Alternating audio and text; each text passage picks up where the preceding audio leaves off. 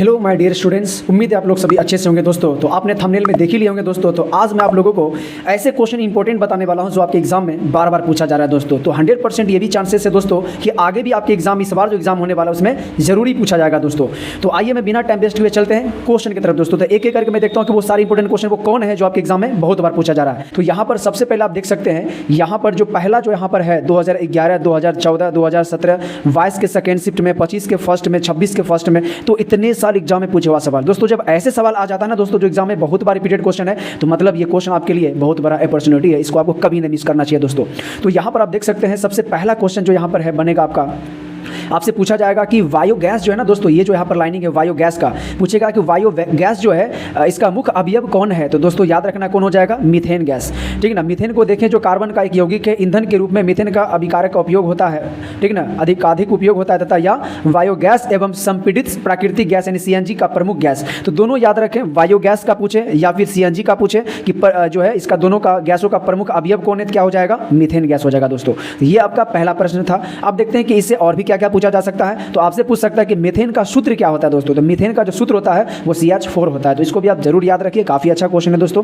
तो आगे देखते हैं, यहां से ये भी सवाल आपसे पूछा जा सकता है कि कार्बन चतुसंयोजक है क्योंकि इसमें 4 संयोजकता इलेक्ट्रॉन होता है। ये भी काफी इंपॉर्टेंट क्वेश्चन है, एग्जाम में बहुत बार पूछा गया दोस्तों। तो आपसे पूछा जाएगा कि कार्बन अधिकतम कितने बंधन बना सकता है, तो 4, यानी इसके संयोजी इलेक्ट्रॉन कितना होता है, तो 4, यानी कि बाहरी संयोजी इलेक्ट्रॉन का मतलब जो परमाणु के सबसे बाहरी कक्षा में होता है। ओके, तो जो सबसे बाहरी कक्षा में होता है ना दोस्तों इलेक्ट्रॉन, वही किसी भी अभिक्रिया में भाग लेता है, दूसरे के साथ साझा करता है दोस्तों। तो यहाँ पर कार्बन के जो है संयोजकता इलेक्ट्रॉन कितने होता है, 4 होता है। कितने बंधन बनाता है ये, तो 4। तो इस बात को याद रखें, काफी इंपॉर्टेंट लाइन है, एग्जाम में आपको पूछा जाएगा दोस्तों। तो अब यहाँ पर देख लेते हैं, इससे संबंधित एक और प्रश्न आपसे पूछा जाएगा जो इंपॉर्टेंट हम लिखे हुए हैं। एलपीजी गैस का प्रमुख घटक कौन होता है दोस्तों, तो ब्यूटेन और प्रोपेन दोनों होता है। अगर आपको एग्जाम में दिया रहेगा दोनों, तो आपको दोनों पर टिक लगाना है, ब्यूटेन भी प्रोपेन भी। लेकिन दोस्तों यदि दोनों दिया है लेकिन ऑप्शन में इनमें से दोनों नहीं अगर दिया हुआ है, डायरेक्ट 4 कोई ऑप्शन दिया हुआ है और उसमें से ये दोनों भी शामिल है, तो वैसे कंडीशन आपको केवल क्या मारना है, ब्यूटेन मारना है। ओके, क्योंकि एलपीजी का सबसे प्रमुख ब्यूटेन है, दूसरा नंबर पर प्रोपेन है। हालांकि दोनों रहे तो दोनों को लगाना है, जब दोनों बोले इनमें से दोनों, तब दोनों लगाना है। अगर नहीं दोनों का ऑप्शन रहे तो ब्यूटेन लगाना है। तो ये काफी इंपॉर्टेंट है, आप इसको भी याद रखें। पेट्रोल तथा डीजल के अधूरे जलने से, यानी कि पूर्ण रूप से जो नहीं जलता है, जो अधूरे रूप से जलता है, तो उससे कौन सा गैस निकलता है, तो कार्बन मोनोऑक्साइड यानी कि CO गैस निकलता है, कार्बन मोनोऑक्साइड गैस रिलीज होता है, निकलता है। ये भी आप याद रखिए, काफी इंपॉर्टेंट क्वेश्चन है।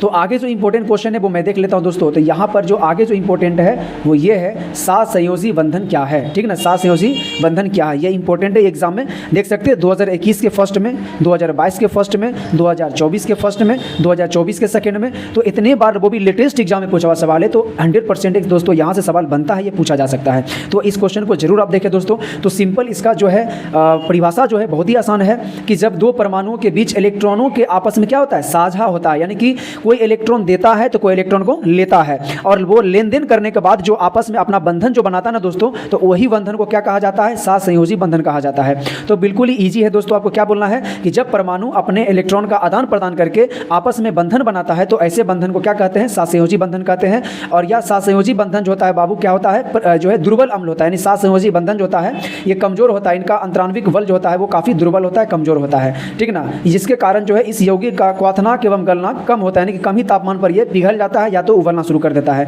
कौन बंधन, सहसंयोजन बंधन वाले जो यौगिक होगा वो, क्योंकि इसका बंधन कमजोर होता है, ठीक ना। इस चीज को भी याद रखें आप।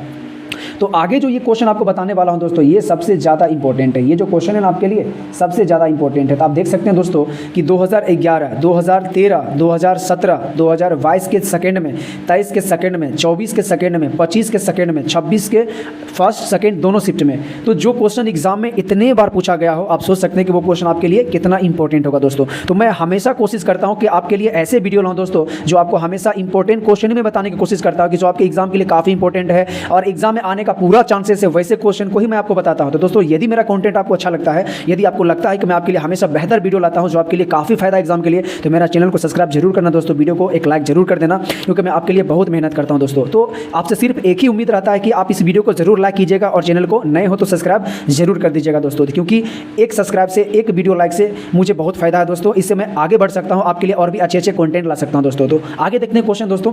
तो यहां पर आपका जो इंपॉर्टेंट जो है लाइन वो क्या है, हीरे में कार्बन का प्रत्येक परमाणु कार्बन के 4 अन्य परमाणु के साथ आवंधित होता है, यानी कि हीरा जो है, हीरा में कार्बन का प्रत्येक परमाणु जो होता है वो कार्बन के 4 अन्य परमाणु के साथ संबंधित होता है, जिससे एक जो है दृढ़ त्रिआमी संरचना प्राप्त होता है। तो यहाँ से सबसे इंपॉर्टेंट क्या आपसे पूछेगा कि कार्बन का संरचना कैसा होता है, ठीक ना। यहाँ से जो है थोड़ा सा इसको ऊपर कर लेते हैं हम, तो इंपॉर्टेंट लाइन आपको दिखने को मिलेगा।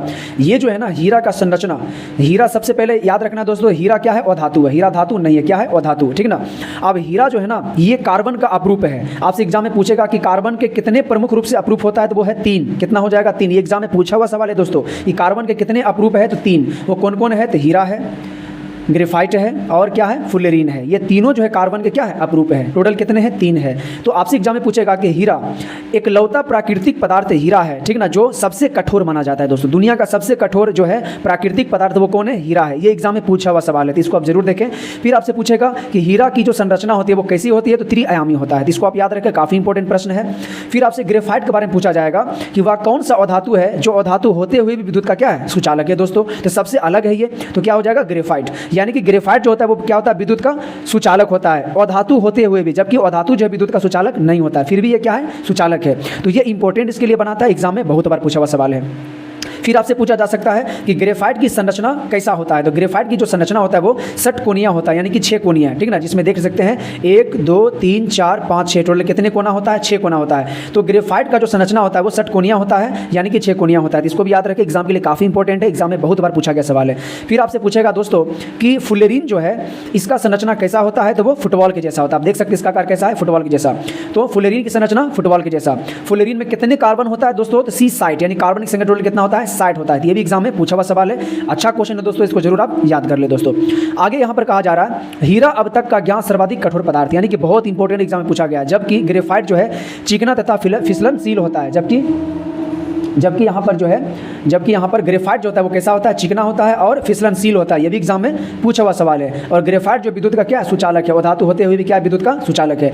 तो दोस्तों यहाँ से इतना सारा सवाल है जो आपके एग्जाम के लिए क्या है, काफ़ी इंपॉर्टेंट है। तो इसको आप जरूर नोट कर ले दोस्तों, यहाँ से सवाल बहुत बार पूछा गया है, बहुत इंपॉर्टेंट ये टॉपिक है। ये सारे प्रश्न को आप नोट कर ले, टिक लगा ले दोस्तों, ठीक ना, आपके लिए बहुत यूजफुल है दोस्तों। तो फिर मिलते हैं आप लोगों से अगले वीडियो में दोस्तों। जो भी अब तक चैनल को सब्सक्राइब लाइक नहीं किया प्लीज़ आप कर दीजिएगा, क्योंकि आपसे मुझे बहुत ज़्यादा मोटिवेट मिलता है दोस्तों। आपसे मैं यही कमाता हूँ कि आपका एक लाइक, एक से है सब्सक्राइब, यही मेरा अपना कमाई है दोस्तों। तो जरूर इतना कर दे दोस्तों। तो फिर मिलते हैं आप लोग से अगले वीडियो में अच्छे कंटेंट के साथ, तब तक के लिए जय हिंद, जय भारत।